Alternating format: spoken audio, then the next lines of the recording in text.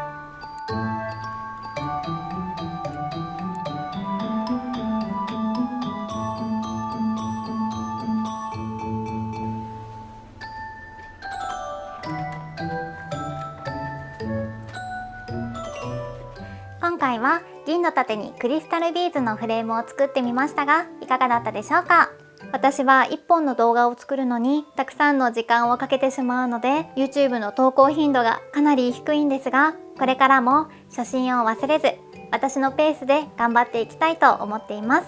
皆さんがワクワクするような動画や作品作りを続けていきたいと思っておりますので、温かい目で見守っていただければ幸いです。それでは最後まで動画をご覧いただいて本当にありがとうございました。ぜひグッドボタンとチャンネル登録もよろしくお願いします。また次の動画でお会いしましょう。バイバーイ。